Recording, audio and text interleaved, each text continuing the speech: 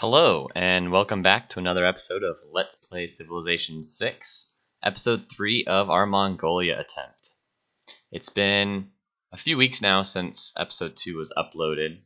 Took a little bit of time off for the holiday, but we're here to win. We're here to press on now after the hiatus to see if Mongolia can't come out on top against our opponents, who currently in this particular game are the Cree Empire, who Poundmaker, that's his first name, the Australia Empire, who we have been at war with for the entirety of episode 2, and now into episode 3 we're at a turning point in the war, a good turning point, one that is very advantageous to us. You can see that red fist flashing over the city of Melbourne is an indication that an Australian city that once belonged to Mr. John Curtin now belongs to Genghis Khan, who is us, which we're happy to see.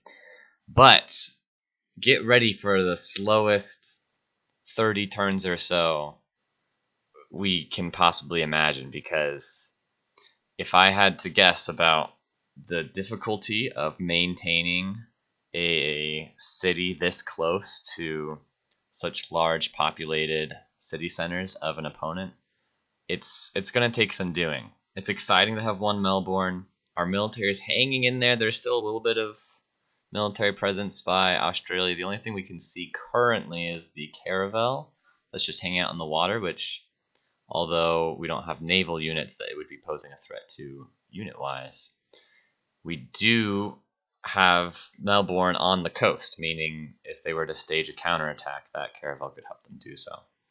But most of the gameplay that we are interacting with right here is this loyalty counter. We gotta check back and forth what are the causes of the loyalty pressure, and of course most of it has to do with these large cities like Perth and other Australian cities to the north, whose names I didn't quite catch a good glimpse of.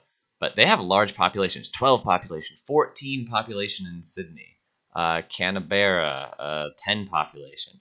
It's a huge loyalty deficit in Melbourne. Okay, what are our loyalty advantages, though? We have our two Mongolian cities here, whose names are long and start with Q's. We'll call it Q1 and Q2, I guess. I don't know. I really need to, in future games, make a point of renaming the hard-to-pronounce cities. But our that's not a Q, that's a U. That's a Ulaanbaatar something, is just close enough to influence the loyalty of Melbourne in a positive way. The population of that city isn't super high. And then, of course, Karaman, the other city, that is our closest friendly city to Melbourne, is going to have a larger influence. 11 population is not bad. 11 population, it's no Perth with 12 population from Australia on the north side, but 11 population is good. You see, so those are the loyalty advantages that we have, and everything else is up in the air. And when I say everything else, I include the things that you've seen on the screen in the last minute or so. We've scrolled through policy card slots that can be made available to improve loyalty pressures. There's happiness levels, which right now in Melbourne are actually contributing negatively to the loyalty pressure, because Melbourne is unhappy because we don't have enough amenities across our empire. So finagling a way to have more luxuries than we currently have through trade. You may remember about 30 seconds ago we were looking at the trade screen with England and seeing if we could get any luxury resources from England in order to improve that happiness. Yeah, here's the screen right there. The loyalty pressure. It's not good. It's minus several per turn. You start your loyalty, the loyalty counter is from 0 to 100, and if you have 100 loyalty, you're good to go. When you capture a new city, it starts at 50 loyalty, which is unfortunate indeed. 50 loyalty means that if we're decreasing at like 12 per turn, which I actually think we're more than that right now, but that's a general average that I've seen as you take enemy cities to have minus 12 per turn. That means you're already going to lose the city to loyalty reasons in 4 turns, about. Technically, I think it would take 5, right? Because 4 turns would only subtract 48 loyalty from your 50 total. But the other problem is, even if you get down to less than 10 loyalty and stabilize there, you have a lot of yield detriments in a city because of negative loyalty pressures. So Melbourne is going to have a hard time being useful in counteracting its own loyalty pressure, like by building something like a monument. If its loyalty drops to a sufficiently low value, yeah, you can see right there we're already down to 34 loyalty, 30-ish loyalty. And it's not looking good. So Melbourne's hardly going to even be able to repair that monument that they're trying to work on right now, which will benefit loyalty situations. The World Congress continues to be a little bit of a mystery to us, as there are still two civilizations we haven't even met to try and predict what their opinions are, let alone vote or incite them to vote for things that are favorable to us.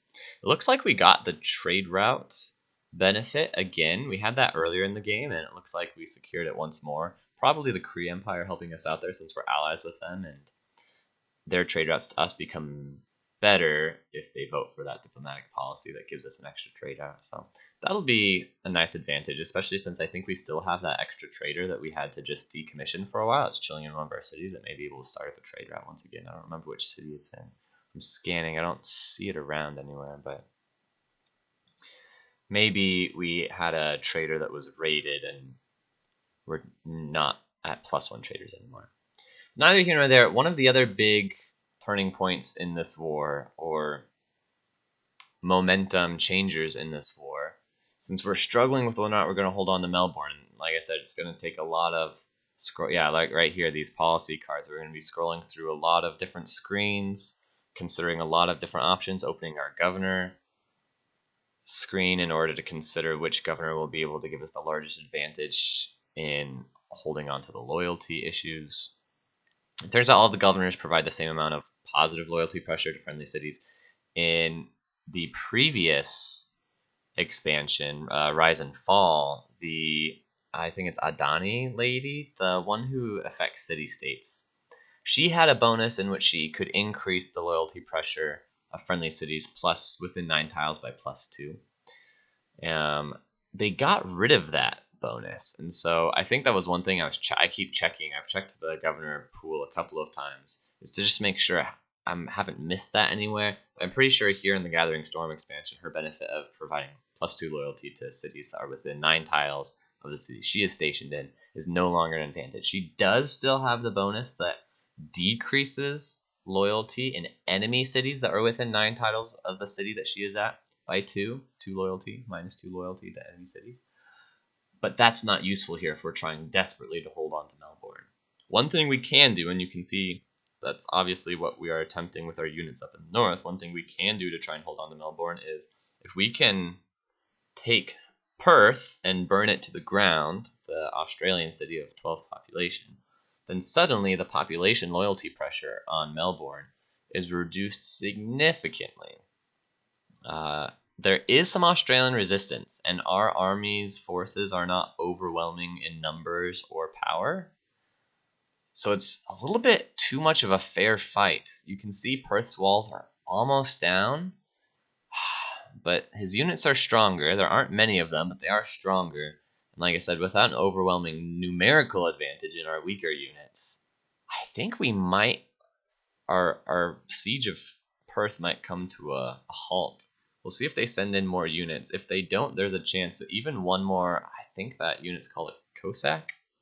It's like a heavy cavalry unit of a pretty advanced era. I don't think we could even handle one more of those. We've got the Kree Empire actually hanging out in here alongside us, which is kind of funny.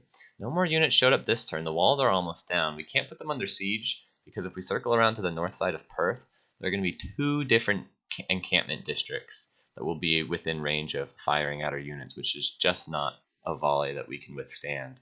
So we're going to have to take a slower but hopefully more steady approach in Perth. Yeah, you can see we didn't have an extra trader after all because we are dedicating our capital just building an extra trade route. Our capital is far enough away from Perth that building units in it at this point won't be useful if it takes 6 turns to build a unit and it takes another 12 turns to get to Perth. We've either won or lost in Perth by then. I guess the question of whether or not we're going to build more units in our farther south cities comes to whether or not we want to continue our war in 20 turns from now to transition over to Sydney or Canberra or whatever. And I think the answer to that is no, particularly if it doesn't go well in Perth. It'll be too little too late to try and swing a military pressure 20 turns from now. And if things go well, I don't think that they will possibly go well enough for us to try and topple one more city. Ooh, you might have noticed in that bottom right corner of our screen, just a little bit to the southeast, that Cree city once again is flashing its Free City Fist symbol. Yeah, there it is. Man, these city names, you gotta be kidding me. Anyway, that city, if it turns to a free city, we're certainly the benefactors of the rebellion. If our loyalty pressure is significant enough, it can become a city for us with no military intervention, with no war with the Cree, and overall, basically the most advantageous way to expand your empire aggressively. It only has a population of 5, so it's not like this huge metropolis that will swing our advantage. Although, that's generally how loyalty works, because if a city does have a huge population, each of those citizens in the city provide loyalty to the civilization they currently belong to. So usually you can only swing small cities or cities of low population through strict loyalty pressure.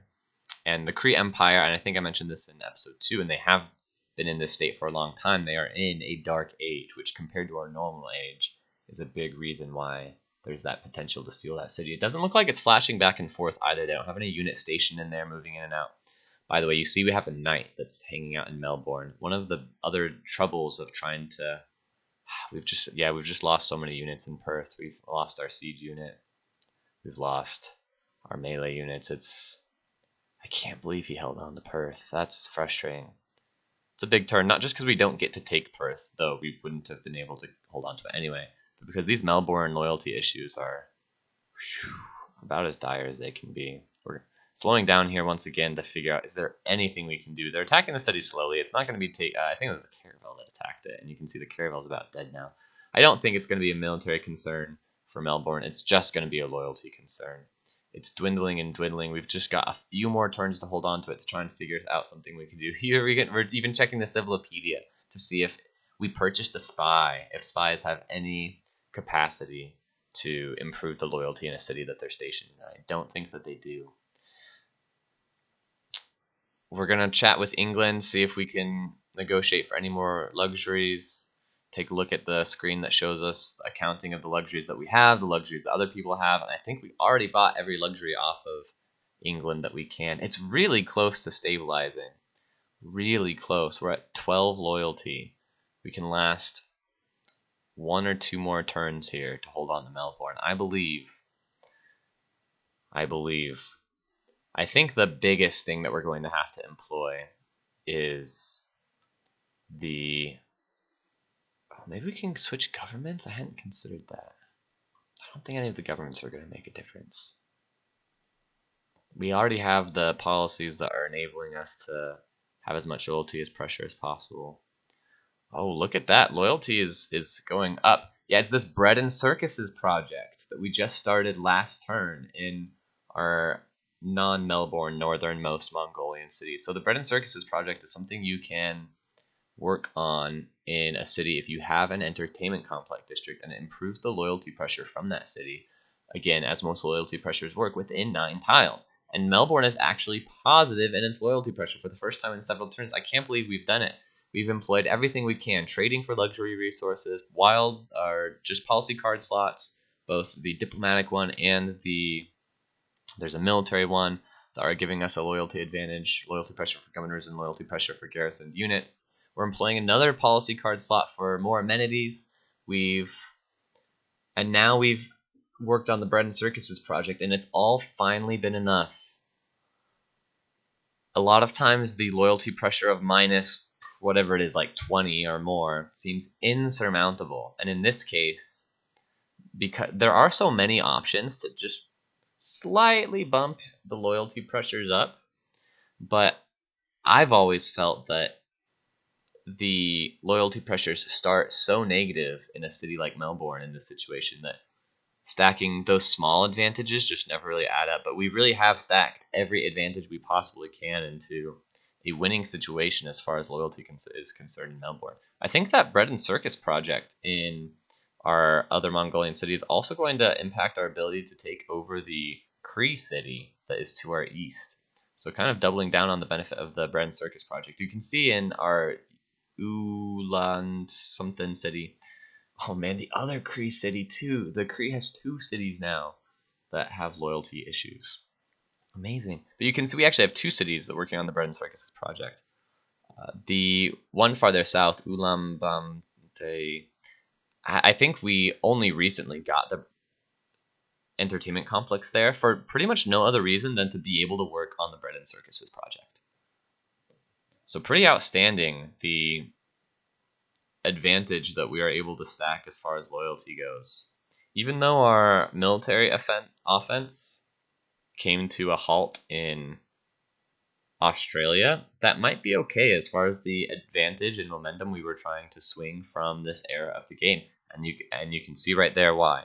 The Cree city has finally succumbed to rebellion pressures, and now it is a free city. I think it's a little bit annoying that Cree and free rhyme, because I feel like I'm repeating myself needlessly, but I'm not repeating words that don't need to be repeated. This is a former Cree city, now a free city that will soon become one of ours. I don't know how long it will take. The Bread and Circuses project will certainly help that.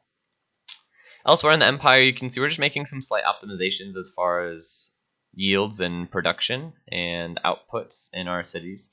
We swapped over some tiles for our southwesternmost city that has a lot of desert and weak incense tiles around it. We're swapping some of those over to make sure every city is working a reasonable number of beneficial tiles.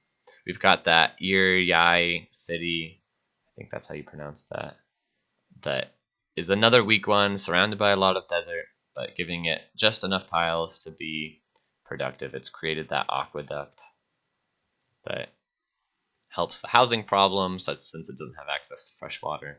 Negotiating more and continuously with England just to make sure we're not letting anything slip through the cracks as far as efficiency goes. Luxury resource, every amenity matters.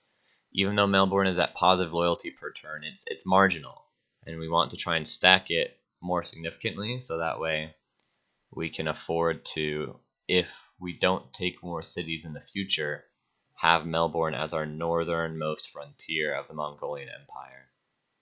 This is probably about the place, as we're kind of looking for things to build in these southern cities and ways to become more effective in growing our empire, swinging into an eventual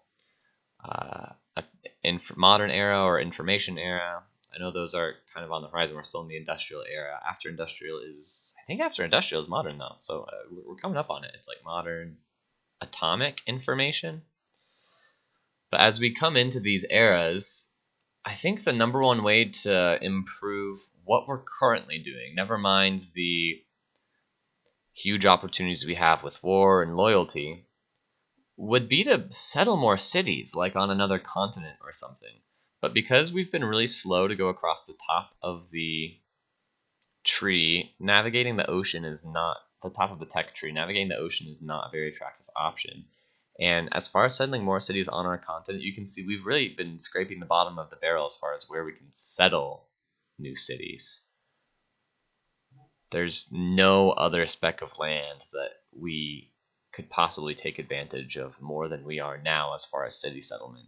So in a normal game, I feel like right here we're still on the knife's edge, the razor edge of leading into a late game scenario that is winnable and leading into one where we will just be too far behind the powerhouses like England and probably the other civilizations, which by the way we still haven't even met.